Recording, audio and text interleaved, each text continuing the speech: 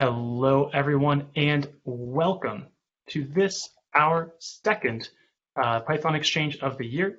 My name is Cameron Riddell, and I will be your host this evening, afternoon, or morning, right, depending on where you live.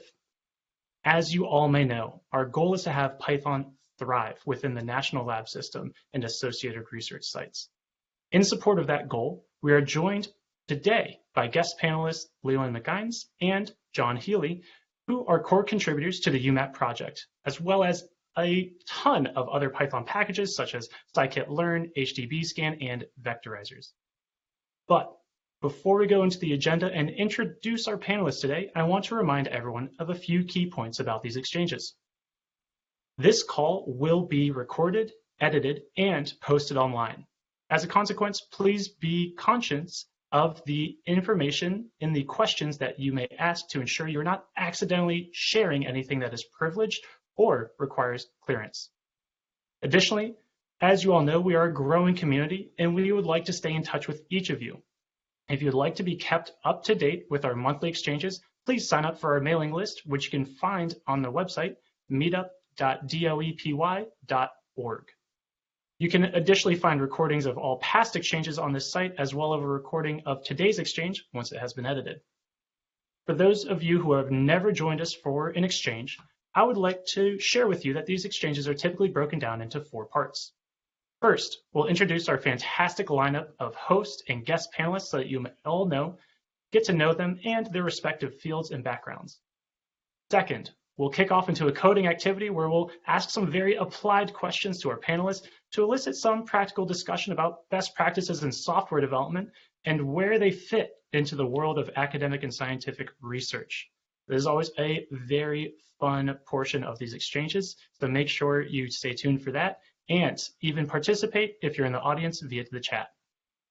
Third, we will turn things over to our guest panelists who will share some prepared remarks about Python, UMAP, their implementation, and how they can serve and support us researchers while using Python as a programming language and a tool to make us more effective at our jobs. Then, to wrap up, we'll have a full discussion about the points brought up by our guest panelists. For everyone joining us in the audience, this is your chance to ask questions and engage with our panel to help us all understand where Python fits into the life of a researcher. With that being said, I would love to go ahead and share my screen and introduce today's guest panelists in our classic Ask Me About. First, I want to let you know that our website is meetup.doepy.org. You can find recordings of all past exchanges that we've had. We have a year plus. We've been doing this for quite some time now. We have many exchanges, and you can feel free to go back through them and peruse our video catalog, as well as see upcoming details about our next sessions. For our host panelists, I will start by introducing myself. Hello, everyone. Again, my name is Cameron Riddell, and while I'm not specifically affiliated with a lab, I do have a background in academic research as I studied cognitive sciences in graduate school. For today's exchange, I would love to discuss any and all questions related to Python as a whole or specific concepts and uses in Python's vast scientific computing ecosystem related to tools such as NumPy, Pandas, and Matplotlib. Next up, we have James Powell. James, what do you consider yourself an expert in, and what questions do you want to hear from the audience today? Hi, everybody. My name is James Powell. In these events, we talk a lot about Python projects, specifically open source community-driven Python projects, specifically those that are part of the so-called PyData stack. And it turns out that I serve as the chairman of the NumFocus board of directors, as well as the vice president of PyData, overseeing a lot of the community engagement that happens around these projects. A great question to ask me is, as a scientist, how can I get more involved in the community? Is it worth my time showing up to these events, participating, contributing to open source? Because I'd love to share with you how contribution back to the community and supporting this community can benefit you in your work and in your life in general. Fantastic. Thank you very much, James. I always enjoy your perspective on these topics.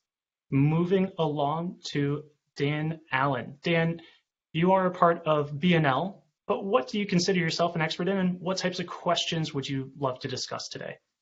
Sure. My background is in experimental physics, but I've been doing scientific software development for the last 8 years or so.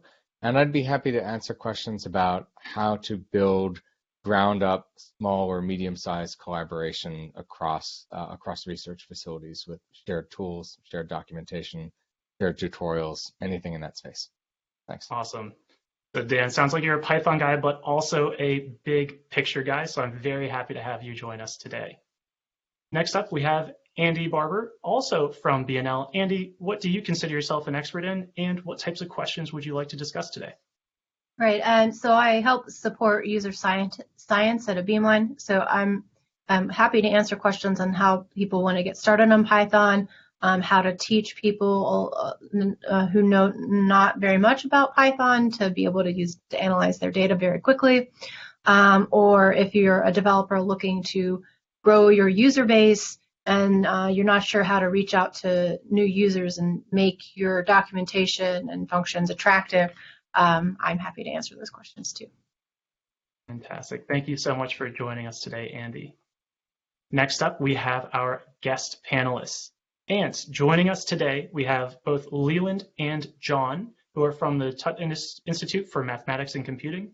And Leland, let's start with you. What are you an expert in, and what types of questions would you like to answer for us today? My background is actually in pure mathematics, and I guess a lot of my work is turning a lot of abstract mathematics into fast computation. So I would actually be happy to answer questions about trying to get the most performance out of writing in Python without having to stoop to C++ or something like that. Fantastic. So I think we'll have some great discussion from you today with that level of nuance, because I know we're all here to discuss Python and how we can use it more, and importantly, use it more effectively. So great to have you join us. And John, what do you consider yourself an expert in, and what types of questions would you love to discuss today? I'm also a mathematician, more from the machine learning, data science, and stats perspective. Would be most happy to chat about how to apply the Python data science stack to individual scientific problems, and how to apply the stack we've been working with to your individual problems as well. Fantastic. So a real hands-on approach. I think we have a great duo here who will be able to answer many questions. I'm very excited for the remarks that you all have prepared for us today. Before we wrap up with the introductions, I do want to invite the audience. You can join us. You can become a host panelist.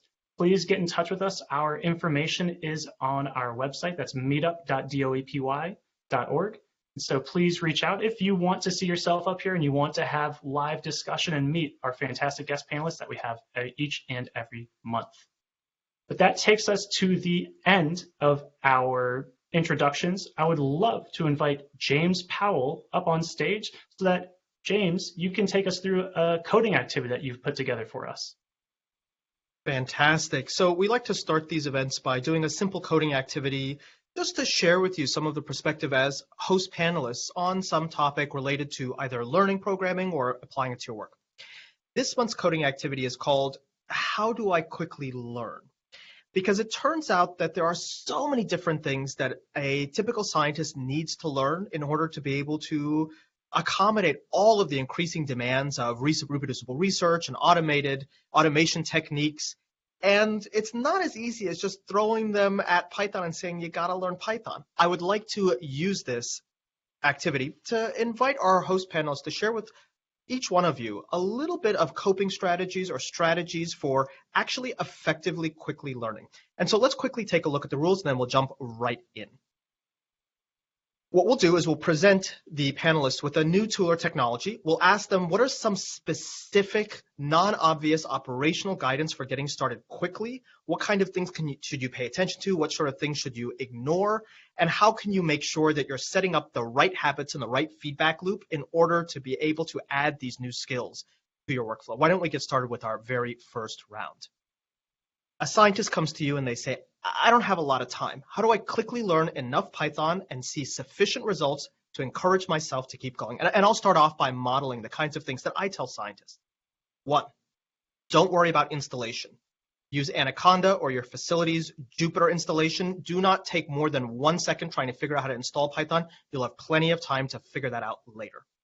2, while it might be appealing to work with some external data set, do not make your first project working with an external data set. There are too many things that can go wrong with data formats, data accessing, authorization, whatever. Start with a project that is very simple, something that you control end to end. 3, think about taking some very small manual task in your work and automating it, because if you automate just a small portion of a larger manual task, there is a small likelihood that you'll be able to do it slightly faster than you could do manually or less painfully. There's a very high likelihood that you'll be able to actually be successful, and both of these will encourage you to keep going. And 4, don't expect any code that you write today will actually last more than 3 months, 4 months, 5 months. Don't try and solve the biggest problem. Solve the smallest possible problem, because those first couple of scripts you write should just be quick and dirty. Learn something, see some value in your work, but anticipate that you're going to be rewriting that code and starting over from scratch, but you can still get some value out of it. Now, I'd like to see, do any other host panelists want to give some pro tips, some pointers on how to quickly learn Python along the same lines? I'll jump in with one. Find a community of people, sometimes around a domain-specific library, like you're a solar scientist, so you find SunPy or something maybe even more niche than that, because that will be a good source of examples and even style that might fit your brain well, and you might have some friends who use it that you can get questions from. So look for that social connection around the application you choose first. Fantastic. Let's take one more comment and then we'll move on to the next round. I agree with those things. I would say there's maybe a risk in this next suggestion, but I find it very helpful, and that's IPython notebooks. So it's an easier way to workshop pieces of the code and make sure it functions the way that you want it to. And then the next natural step is to build functions and things. But sometimes maybe people just love my IPython notebooks and they don't go the extra mile to write functions to make things executable by bash. Fantastic. You heard it. Some advice for how to quickly cut through all the noise and try and start integrating more use of Python into your work. Why don't we move on to the next round? In this round, the scientist comes to you and say, look, I know that we have data feeds, we have APIs, I've heard people talk about JSON. How do I quickly learn about all of those associated technologies and see enough results for me to actually keep going and learn about things like HTTP verbs and all of the complexity that's there? Host panelists? James, I would say the quickest way to learn about REST APIs is getting involved with one. There are a lot of free APIs out there. When I was first learning about APIs, it was essentially a Star Wars API where you could ping an endpoint. You could ping like the endpoint / Obi-Wan, and it would give you information about him. And I used this to create, I love data visualizations. I made a couple data visualizations, but I was pinging, right, an endpoint and receiving data from that, and I had to make sense of that data. And I was like, what's this JSON stuff? And, a few rabbit holes afterwards, I was able to actually receive data from this endpoint and actually work with it, which was just fantastic. And so along Dan's earlier suggestion is find a project, find a community, apply programming to something that you're passionate about, and I think you'll see results quite quickly. Take maybe one or two more comments from our host or guest panelists. I'll offer one. If you can avoid it, don't use curl. Do run API requests manually, but do it using the networking tab in the developer tools of your web browser, because you don't have to touch anything on the command line. You don't have to memorize a million different arguments.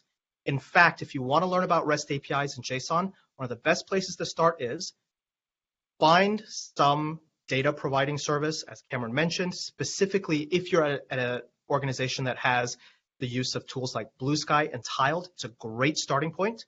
Open up that developers tool tab in your web browser and just watch some of the things that go back and forth and just try and get kind of a sense of that.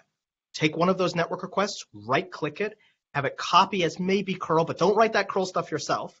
Paste it in your terminal and see what happens.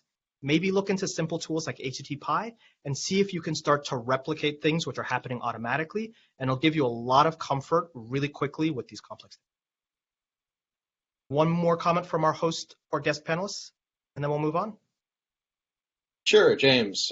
My suggestion from a scientist is don't go off and learn it on something random from the internet or a tutorial thing. Grab your data, find out what formats your organization is using then, and work with data you really care about in the formats you're going to need, and just learn it piece by piece as it's useful for your job. Fantastic. That's a great addition, John. Why don't we move on to our next round? You have a scientist who comes to you and says, look, I've been writing PyQt GUIs forever.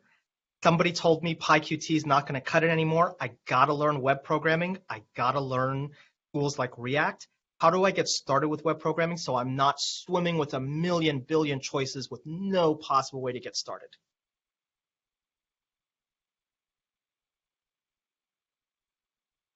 Now, Dan, I know that we have talked about this specifically in the context of some of the scientists at BNL. I don't know if you have any comments on it. Take a DUTC course is the obvious answer to this question. But I think one thing that we did learn in a course is building up from the simplest thing that works, kind of rewinding the clock to 1998, writing an HTML page from scratch, and very intentionally and gradually adding that kind of interactivity so that it's not a complete black box, because it is there's a lot of advice on the internet in this area, and it can be hard to cut through that if we start with an example that's too complex. Definitely agree with you there, Dan. I think just starting and learning the basics of HTML and learning just a little bit of JavaScript to get you going. One, I find HTML very satisfying just to hand write, just to create something, get an image on a page or get some text on a page. Yeah, makes you feel young again. You know? Yeah, yeah. But I actually had a direct tie-in with the research I was doing. We were getting into online psychological experiments circa 2017, 2016. And this was pretty new. It was Amazon Mechanical Turk. They only allowed you to upload one HTML file as your experiment. And we had, 200 some pictures to show people. So then I learned about base64 encoding and figured out how many images I could cram into an HTML file for it to still be downloadable and renderable so that we could present stimuli and collect responses. But building off of Dan's, write some basic HTML, find a project. Again, this keeps coming up. Find a project that you're passionate about, so you're working with data that you're interested in, and then just kind of get going. Fantastic. Why don't we move on to our next round?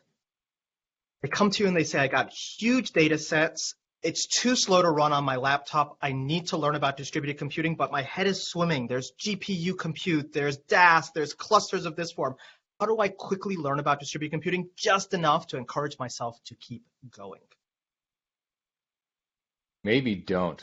I think that software carpentry's origin story might be people trying to parallelize their code who hadn't yet learned to version control their code.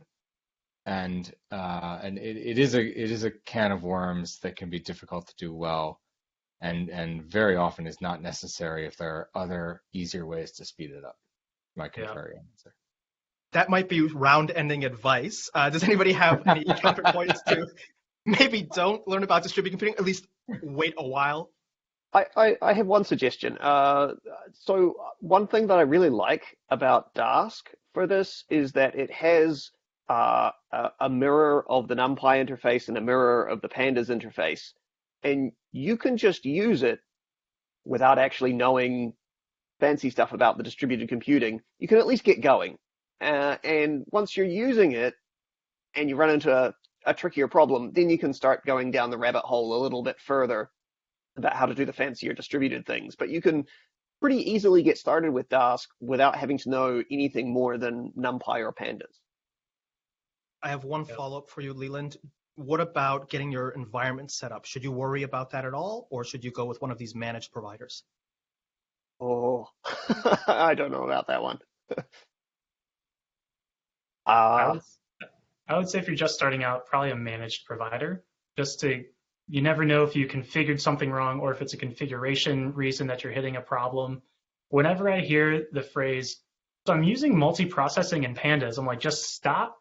let's just go pip install Dask and let's try and use Dask before, because you're going to hit so many pickling errors if you don't know what multiprocessing is doing under the hood. There's so many things that could go wrong that Dask has already encountered, already solved for you, and makes a convenient, easy API, as Leland has shared with us.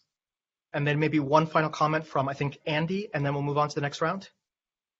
Oh, yeah, I was just saying, when you know you need to do it, all of those things are great. I found myself in the same situation, and I knew next to nothing. I chose JobLib because I was working with list and arrays, and that was very easy to do. So, yeah. So maybe one final advice, find Andy and say, Andy, share with me all the notes that you took when you were trying to figure this out the first time. Let's move on to our last round here.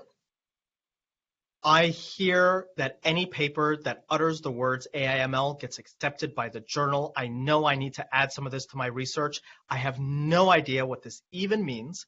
How do I get started with AIML research approaches and actually get results, not just a bunch of nonsense that, gets my paper accepted?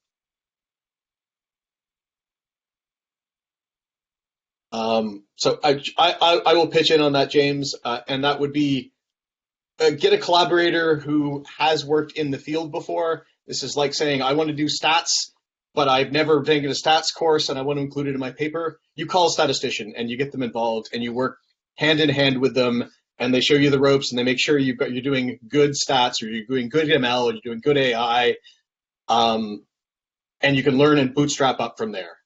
I wouldn't start totally on your own with no background in a field. John, would you suggest that they start with the foundational statistical approaches, or jump right into scikit-learn, fit, predict, you're off to the races? But you could do both. Scikit-learn has lots of good statistical approaches buried in it. Scikit-learn is designed to make it harder to do the wrong thing, which is nice, and their pipelines are really good for making sure you don't mess things up. But again, start with the basic stats. I would always say for AI or ML, you use the simplest model you could possibly use, see how it does, and slowly work your way up the model complexity from there. Fantastic. Why don't we move on to our final bonus round? This is the hardest one. They come to you and they say, I don't have a lot of time. I learned just enough Python to be dangerous. I've got Dask running somewhere. I have some tools that are pulling data in JSON, but I need to learn about software development approaches, version control, deployment approaches, continuous integration, testing. And it just seems like a lot of work that's not going to bear fruit for a long, long, long time. What do you tell them about how they can get started with software development approaches? And I'll add in one comment, which is the first couple of things that you do are going to seem like a real nightmare and a real headache and a real waste of your time. You're using version control is going to seem like, oh my goodness, this is so much slower and has no value. It's going to take a while until it becomes a habit. And once it becomes a habit, it will become incredibly useful. And you'll wonder, how did I ever live without this? But it is something that you have to be willing to invest a little bit in. It's not a do one thing and you immediately see a benefit in your work. Other comments? James, I would say just getting Git, trying it out. I believe one of the coding websites teach you how to code. I'll see if I can find it and post a link in the chat. They used to have a Git tutorial, and I went through it, didn't get any of it really, just made sure I got to the end, 100% completion. And then one day I was working on some analysis script, and I was like, it'd be cool, like if I just took this really different approach, took this really different avenue as far as I could. And then 3 days later, I was like, oh man, I've really, really messed things up for myself. I need to go back, but you can only control Z so far. And so that was where I was like, man, I really wished I used some version control so I could go back in history of my code as far back as I wanted. I think we had a comment from Leland, and then we'll take one more comment and wrap up. Yeah, it's actually kind of similar for me, is things like continuous integration testing and things like that. I have very little understanding of that when I got started with any of this, but I reached a point where, because I had an open source project that was being used, I suddenly discovered I needed to have this. And fortunately, there's a lot of other great open source projects out there that I could crib off of and work out how to do the bits and pieces I needed a little at a time.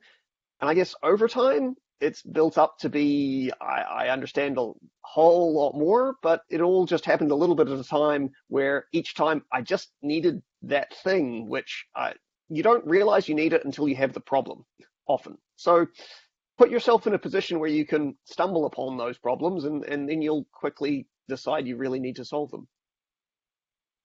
Fantastic. Any final comments? When do you know that this isn't too early but not too late is a very challenging thing with these approaches? Any final comments from our panelists? If not, we'll wrap up our coding activity. Of course, I know that we have, oh, Andy, I think you had one more comment. I was just going to say, don't be scared to ask naive questions. Find a developer that is wanting to encourage the Python community so you can ask your naive questions. Well, hold on a second, Andy.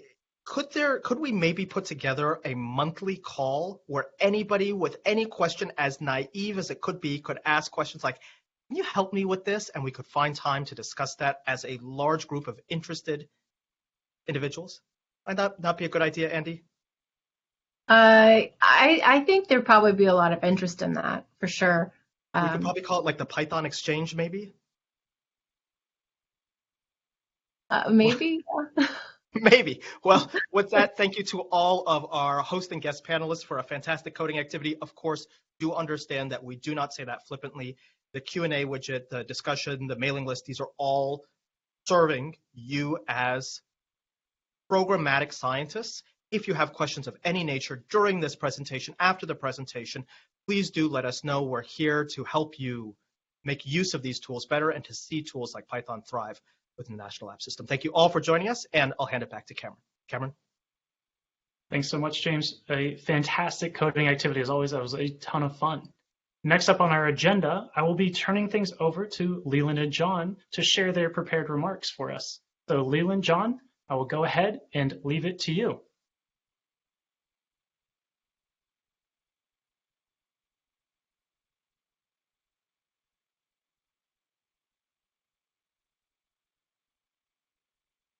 You're muted, Leland. Okay. There you go. Yep. Thank you. All right. So hopefully everyone can see the opening slide. So this is going to be kind of a history of how we ended up with UMAP as a Python open source project the way it is.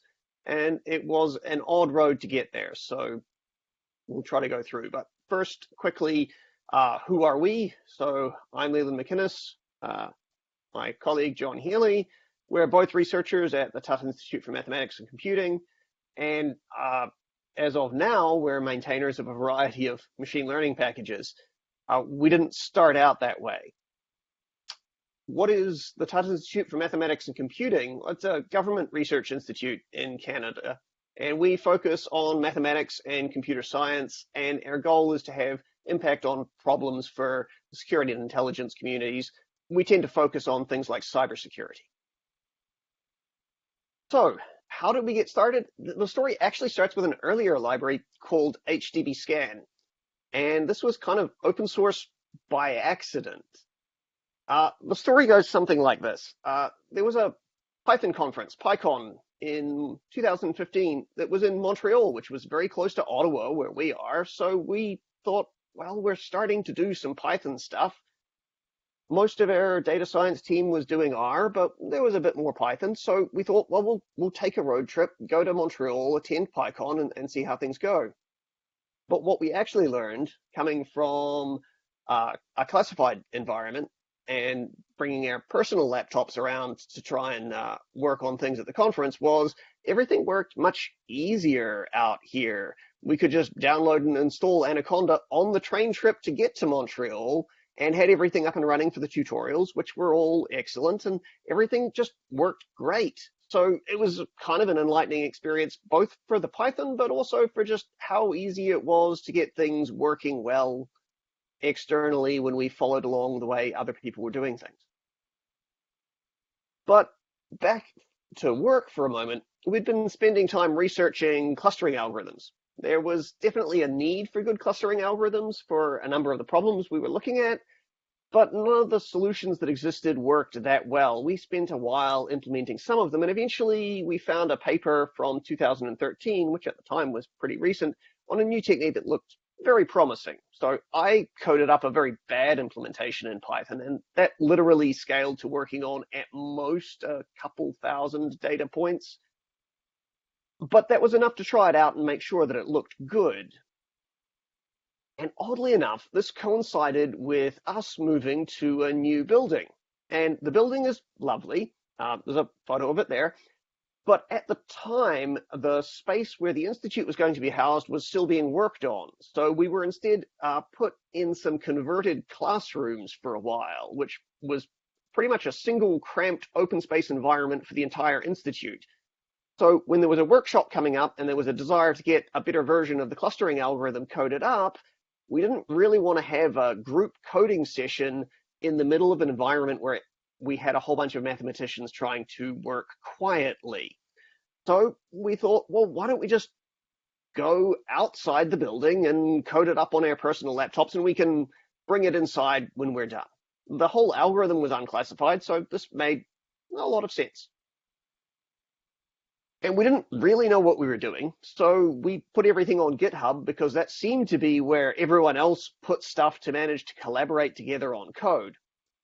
And at the time, this is their first commit in GitHub, I think, you can see we were mostly just coding in notebooks and storing the notebooks there and using GitHub as just a shared storage. But the main thing was it got something working in time for the workshop, we got it imported, and it went well without too much trouble. But it was about this point that we, as a bunch of mathematicians, had to start learning some software engineering. And it turned out that the best way to do that was by example. So scikit-learn was a package that had most of the clustering algorithms we'd been busy comparing against, and at the time somewhat disappointed with. And we've been using that quite a bit, so we thought it would make sense to get our clustering algorithm that we had coded up, our version of this algorithm, included in scikit-learn. So we submitted our code to scikit-learn. That involved a bunch of work to make it match the way scikit-learn classes worked, and reading through the contributions, guidelines, and the documentation for sklearn. We even had to add some unit tests to meet their requirements. That was okay. We cribbed unit tests from sklearn's dbscan implementation. And ultimately, in the end, our pull request was rejected. HDBScan was, at the time, too new of an algorithm to be considered for inclusion in scikit-learn. Still, in getting things cleaned up enough to propose a pull request like this to a big project like scikit-learn, we actually learned a lot, and the maintainers of scikit-learn were very encouraging of the work we had done. So we realized that with just a little more work, we could at least make our own package that could live on the Python package index. And since the code was already on GitHub, it seemed like a perfectly good way to finish up our little code sprint and put the whole thing on a shelf. In the meantime, though, we've been forced to learn Cython, which is a way you can compile annotated Python code to C and integrate that easily into Python modules so that we could actually get things running fast. Around the same time, we also realized we could repurpose some other algorithms for spatial minimal spanning trees to write an even faster version of HDBScan. And we figured we could keep this little side project going a little while longer, so we got to work on that. But at about this point, we started to get quite a bit of positive feedback from the PyData community. So when the next PyCon rolled around, we submitted our HDBScan work as a poster to the conference, and were, to be honest, quite stunned when it was accepted. So we ended up going to the conference and getting a whole lot of positive feedback and interest on our package from that. And as a side benefit, I attended a tutorial at that PyCon on writing documentation with Sphinx and Read the Docs. And in fact, all the documentation for HDBScan was started as part of that tutorial. So it was a great introduction to getting going on writing all the documentation that needed to be done. And all of a sudden, we were starting to become a non-trivial project. We were getting quite a bit of interest. Lots of issues were being filed on GitHub. We were getting pull requests. We had to learn a whole lot of software engineering on the fly, making code easy to extend because people kept asking for new features, and this wasn't easy for a bunch of mathematicians.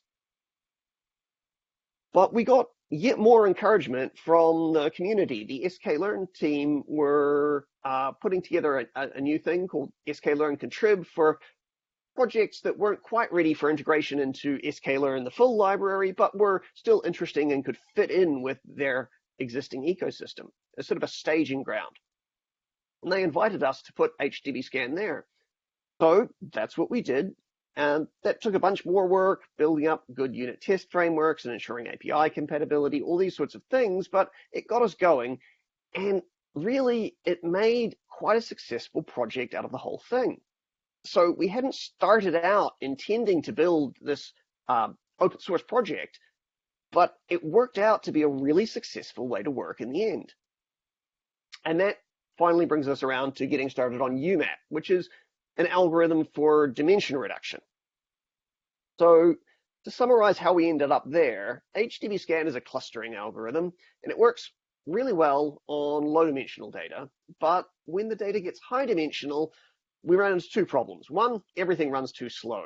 The high dimensions cause problems for our fast techniques. And two, HDBScan is a density-based clustering algorithm, and in high dimensions, there's just not enough density to get much traction for these sorts of techniques. So our problem was whenever we had high dimensional data, the clustering wasn't working very well. So we got started on looking at new approaches to dimension reduction and manifold learning. We really wanted to take high dimensional data and create low dimensional representations that captured the important topological structure and allowed us to do reasonably effective clustering. So we ended up playing around with a lot of approaches, prototyping different things in notebooks. And by this point, we were getting pretty engaged with the Python open source community. So, of course, we went to SciPy in 2017. And while I was there, I attended a tutorial by Lorena Barber and Gil Forsyth on a new package called Number. And that was a library that provided just-in-time compiling of Python code down to LLVM code.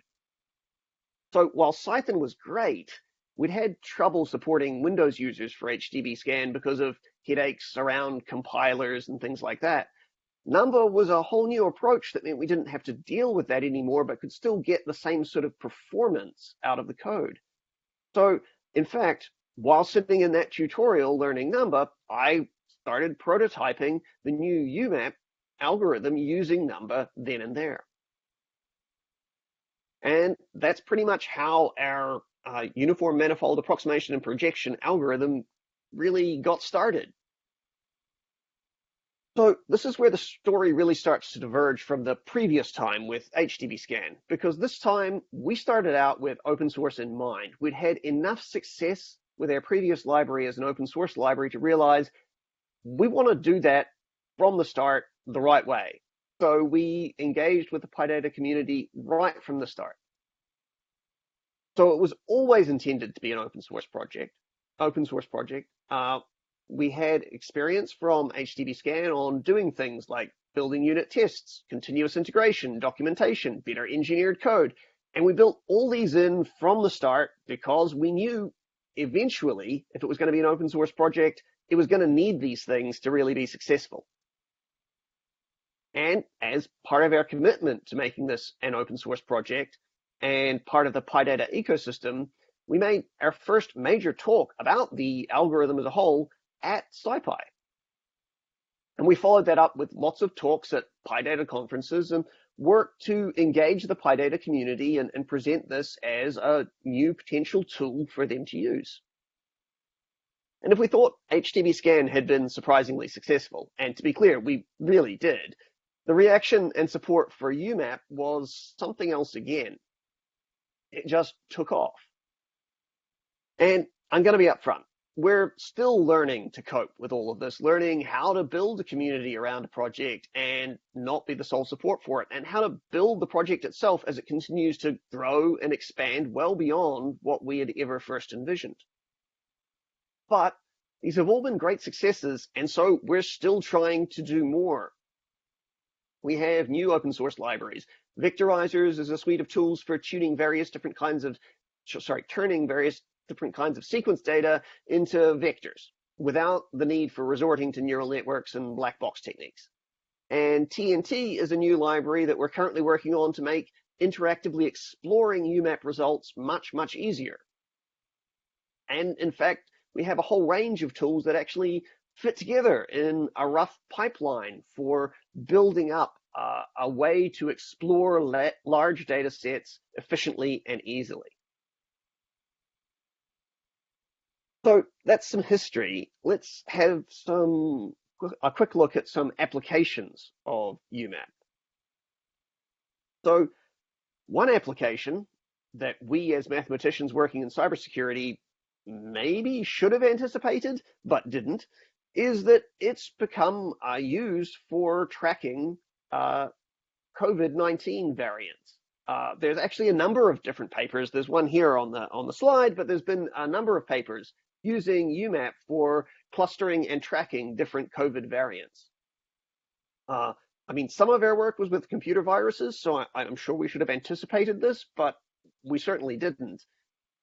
But staying with COVID-related things, visualizing single-cell data has been a major use case for UMAP, and it's been key in a number of COVID-related papers, including one here that was hugely impactful. But it's also been used in all sorts of other places we didn't expect. UMAP's been very successful in helping to analyze how deep neural networks work. This example is for the Activation Atlas, which looks at how image classification networks see, but it's also been used to analyze NLP-based networks like BERT. And the general idea is always to take the complex high-dimensional internals of the neural network and try and see what it's doing in a way you can just visualize. But it gets used in other places still. Here's Open Syllabus Galaxy, and I highly suggest you look this up and go to the website. It's fascinating to just dig through everything that's there. It's visualizing over 1 million textbooks based on the different university syllabi they're listed in. And this results in a giant map of textbooks with similar and related books forming continents and islands. You can zoom in and explore and search through this in the interactive web version they have. Another example was looking at the structure of birdsong and human speech. So here UMAP's playing a role to produce a lower dimensional representation of birdsong spectrograms, which helps them deal with clustering them into distinct syllables and then look at how those syllables sequence together and how that compares with syllable transitions in human speech. It's also been used in astronomy. This is an example I really like because they somehow managed to use UMAP to do 111 million object dimension reduced down. This was the largest scale UMAP I've ever seen. So apparently our code, which to be clear is written entirely in Python, there's no C under the hood or anything, scales to 111 million points just fine. But it's also become very useful in natural language processing. Topic modeling tools like Tutte and more recently BurTopic use both UMAP and HDB scan under the hood and have become kind of a new standard for how to go about topic modeling. And I'll see if this video will play. I'm not sure how well this will come through over the pipe. It might be very stuttery. This is a UMAP of images from the catalog of the Museum of Modern Art in New York. The images were vectorized using a deep neural network and reduced to 6 dimensions, 3 spatial and 3 color dimensions. And it's actually rotating through all 6 dimensions as it plays here. And this was created as a work of art. It's actually on display as part of an exhibition in the lobby of the Museum of Modern Art in New York as we speak. If you happen to be in New York or live near there, I highly suggest you go and check it out. It's a great exhibition. So as you can see, it's getting used, our tools are getting used in ways we never even imagined, which has been hugely gratifying, but also incredibly surprising. Okay, So an important question about all of this is why Python, why open source? What were the advantages and benefits that we got out of this, as opposed to doing something else entirely or just keeping the code closed? Well, one advantage is that with Python code, particularly when we got everything with number and had just pure Python code, it makes it very easy to read. And don't underestimate the importance of simple, easy to read code. Readability matters, and the more easily readable code is, the easier it is for other people to work with, to contribute back to, or importantly, to spawn their own project based on it. So here's a selection of different projects that all grabbed parts of the UMAP code base and repurposed them to create their own tools and their own things. And this is great. I love seeing all the different projects and different ideas and different ways of doing things that all just leverage our code. They don't necessarily use it as a library. They just grab bits of the code, copy and paste, and go from there. But it makes it easy to build new projects. And these new projects, such as parametric UMAP there, are actually incredibly powerful. Parametric UMAP was built by the person who did that birdsong study. They were studying neuroscience and doing birdsong analysis, and they ended up contributing back this parametric UMAP, which has been hugely powerful for us. But there are definitely things, sorry, easy to use. That's really been a hugely beneficial thing. By following the standard PyData ecosystem and having it fit in with all the other PyData tools, it's meant that these projects have been easy for anyone to just pick up and apply them to their own data right away. And that means that people just get out and use them because they're just straightforward to get them going on their own projects. The result of that is that our paper on our technique has been cited over 7,500 times in the academic literature. That number is a little scary to me, but there's no way this would have happened without simple, easy-to-use code that people could just grab and apply. In fact, I'm pretty sure the algorithm would have just sat in obscurity if there wasn't easy-to-use code that people were just getting their hands on. And by making it open source and easy to use, it became popular. By being open source and popular, it spawned other implementations. So that means that there's a version of UMAP in R. There's a version of UMAP in Julia. There's a C++ library version of it. And our favorite is a GPU accelerated version of the algorithm written by NVIDIA themselves, which is a huge win for us. We'd love to have something that runs fast on GPUs. We don't have any GPU programming expertise, but it's been great because we had the experts do it for us. And lastly is community support. By getting it out there and shared and integrated into the ecosystem that exists, we've had a huge amount of support from the community itself. So the number team who write the number compiler that is fundamental to our work actually added UMAP to their test suite. So new versions of number that get developed are tested in continuous integration to make sure UMAP still works before they make a release.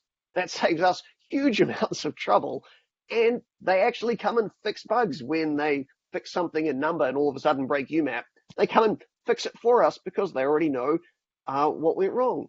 And so being part of this overall SciPy PyData community has been hugely beneficial in just having those kinds of interactions and tooling built around the things that we've tried to build.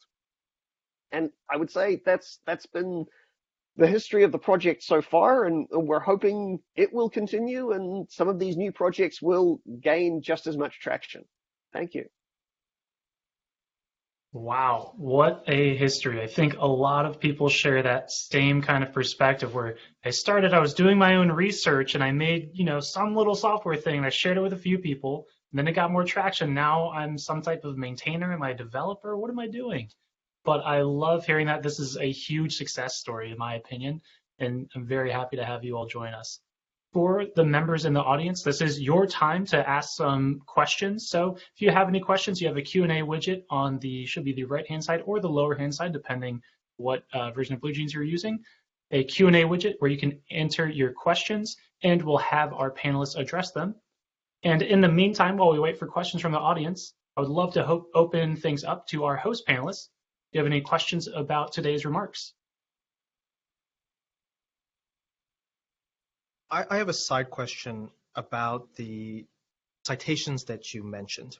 Now, maybe this requires a little bit of background in terms of how your work is organized and how it's judged. But I think one of the concerns a lot of scientists have about dipping too deep into the open source community development is, well, it's going to affect their job prospects. It's going to affect their job performance because they're measured on publications of a very particular type. And so when you point to that citation number, is that something which you think is replicatable? Somebody can say, look, by contributing, I actually improved my relationship with my organization, my job prospects, my ability to rise in the ranks. Is that something that you can point to as a success of that nature? I think that very much depends on the job. There are some academic jobs who provide no points at all for improving base scientific or doing code or development. We're in a fortunate place that is the primary way we get evaluated, and the primary motivation is mission impact of people using our code for actual mission successes in cyber defense. And so we get huge benefits from it because the first time that someone picks it up and uses it in anger, it's had thousands and thousands of testers using it, and they will go off and they will read on Stack Overflow, hey, there's a cool way you could use UMAP on your thing, and they will come up with a new idea and come to us and say, hey, can I use UMAP in this particular way on my particular data? And the answer will be yes, and there's already a notebook on the internet. Let's work through it. But that's not true in every academic area, is the caveat. So how do you bridge that kind of success to areas where maybe they're not penalized for contributing in these fashions, but their organization or institution hasn't yet developed any sense that, oh, this could actually be valuable? I think that's the challenge that a lot of people face, but go on. Yeah, you pointed to the citation count, and I guess a lot of academic locations care about number of published papers, but things like citation count, I guess, are metrics that some people care about.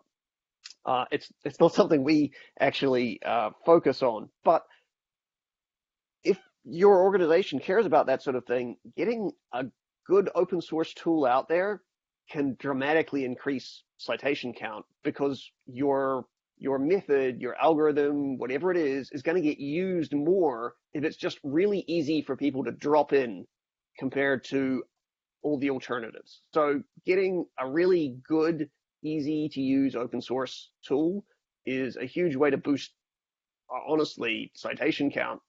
If you're being judged on number of papers published, that's maybe a different kettle of fish.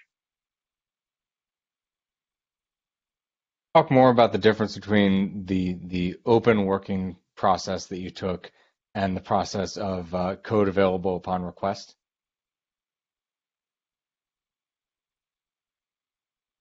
Yeah, so we've kind of, I guess, done something akin to code available on request, but that was mostly for internal projects. And I would say all that really meant was that our work never got used because nobody requested the code. Nobody asks for code, ever, as far as I'm aware, if you have it listed as code available on request. By putting the code out there first, it drove everything else.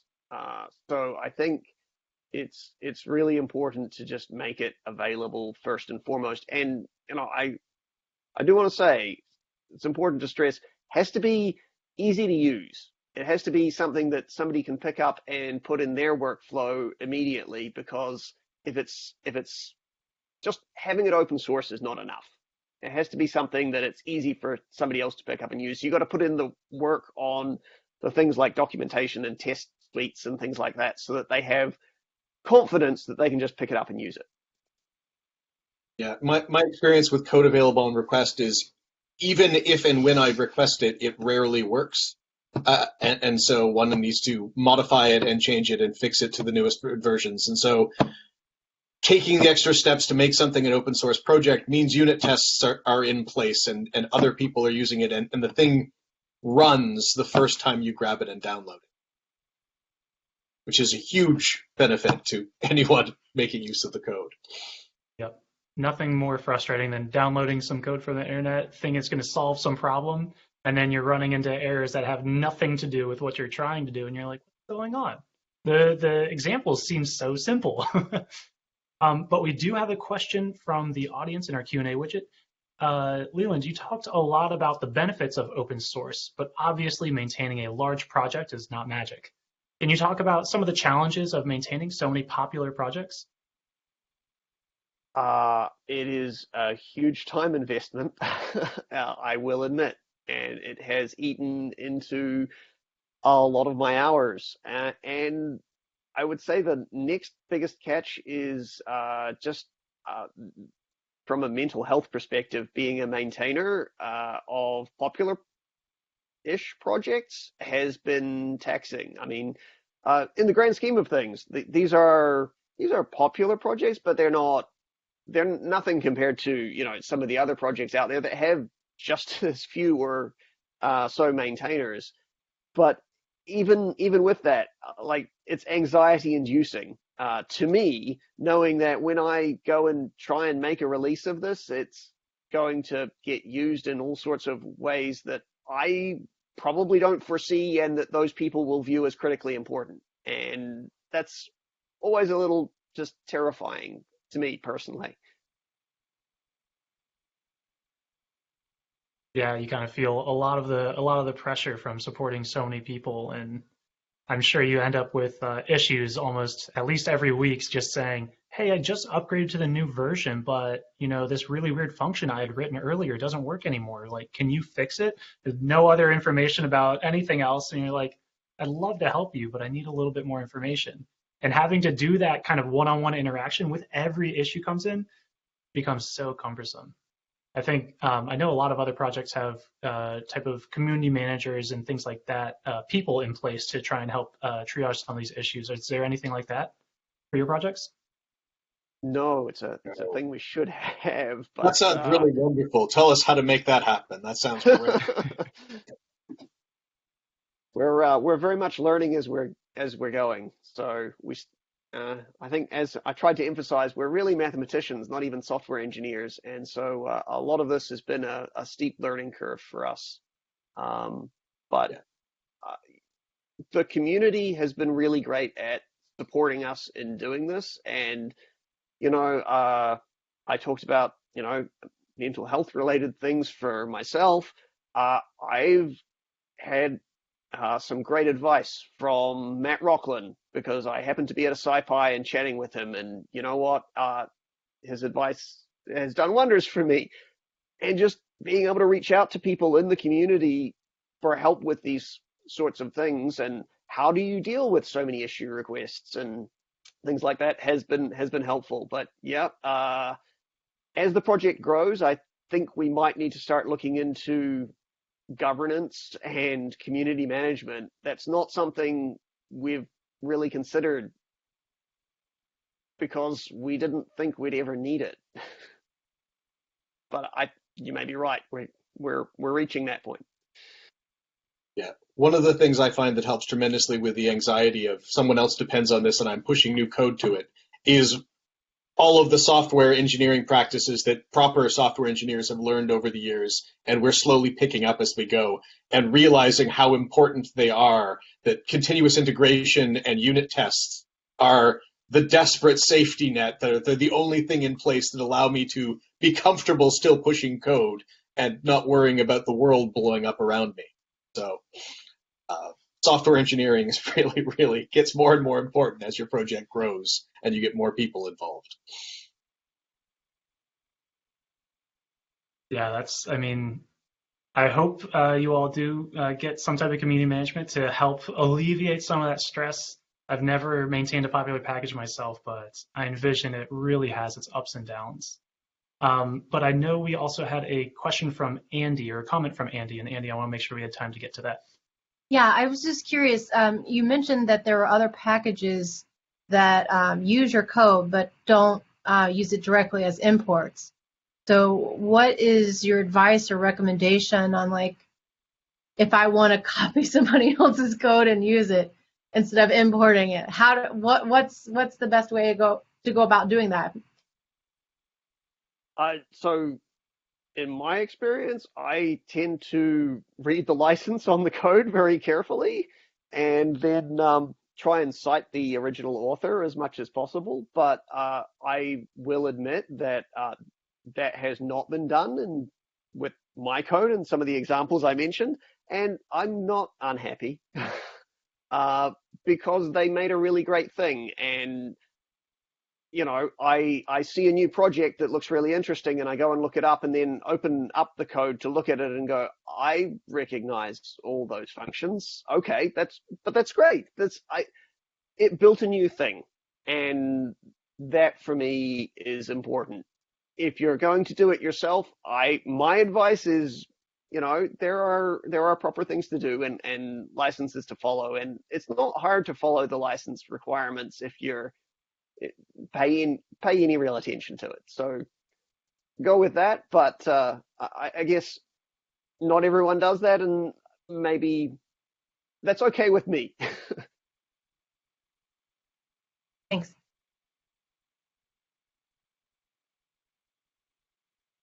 I have a time for a couple more questions. Oh, but James? I have a follow-up question for John, Leland, Dan, and maybe even Tom, which is, all four of you manage projects that are intimately related with the work that you do, but also are used at facilities other than yours. And I'm sure that there's a conflict at times where you have some deliverable that you need to deliver, but there's something broken with the project and somebody external is complaining. And there's a conflict here between, do I fix this because it's my pet project and I feel proud of it and I want to do that? But I also have limited time and I also have to deliver my own work. How do you navigate that kind of conflict? I mean, I can start because I have a fairly simple answer to that. I heavily prioritize the thing that people pay me to do. I prioritize the job, and I'm fortunate in that includes contributing to all of these projects. And I knowing that down the road, this is going to help me, future John or future organization, deal with one of the problems that, it'll make it go away. But prioritization, that's straightforward for me. I don't know if I could add on to that, if somebody's watching and they say, look, I don't want to get involved in this open source stuff because it's going to create that conflict for me, do you think that your attitude, John, is representative of, look, if John Healy says it's okay to just focus on their work, then I could do that as well, and that's an acceptable way for, say, an audience member to figure out how to get involved? Absolutely. It doesn't have to consume your life. It really wants to, though. and so setting those boundaries is hard, but I think super important for mental health. I'll pass the mic. I'm actually really keen to hear what Tom and Dan have to say because they manage and deal with much bigger projects that have been going much longer and have been doing so much longer than I have. And I admit I have struggled with this, and I'd like to follow John's advice, but I feel conflicted at times. So I'd love to hear the advice of Dan and Tom. We'll see if we can pull Tom from backstage, and I'll vamp. So I'm not a core developer of a project the size of Matplotlib like Tom, but I've got a little constellation of things inside the DOE here, and I think I try to give the community enough attention so that people stay happy and aren't totally blocked, because I think that could break the collaboration if people feel totally unsupported. But I also try not to get as far as opening Vim if I really have something I need to do for the job that pays the money or something going on with my family. Sometimes a little drop of attention can make someone feel like, okay, this isn't going to get solved for me now, but the community is alive and things will move. That's the balance I try to strike. Tom's here. So this is a hard thing to balance. I guess I should start. I'm Tom Caswell. I'm based at BNL with Dan. And I think the reason I was named here is the project lead for Matplotlib. And John is completely right. If these things will try to eat your life, you don't push back on them. And I think, but I also agree with John that you should prioritize, like if you have a paying job, you should do your paying job. That comes first. Well, actually that comes second. You should take care of yourself and your family first. And then if if your job lets you work on this, that's great. You take advantage of that as much as you can and leverage that as much as you can, because as everyone here has said, if you're working in a domain where your users have the same problem as your in-house users, you're getting a lot of testing, you're getting a lot of ideas, and people outside are having the same problems that eventually you'll see inside. And so now you've just pre-solved a problem that you're going to have in 6 months. And I think the other thing that helps is if, just speaking very personally, I feel I feel a lot of personal fulfillment from helping people with these projects. And so I do work on it on my own time as well. But again, that's a personal thing that if that's not your thing, don't feel bad.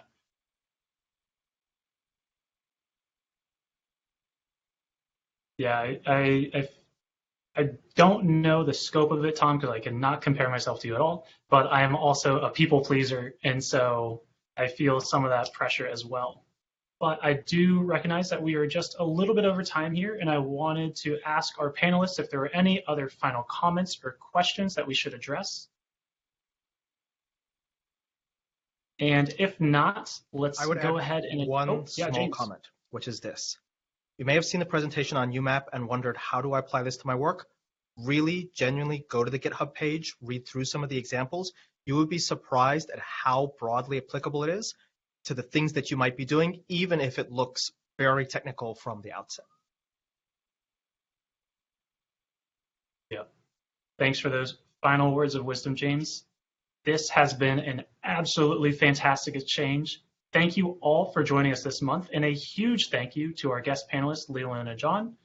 Make sure you all tune in again next month for our next lineup of host and guest panelists discussing how Python is relevant to you. In the meantime, watch out for updates on our website. That again is meetup.doepy.org. Until then, I will see you all next time. Thanks, everybody.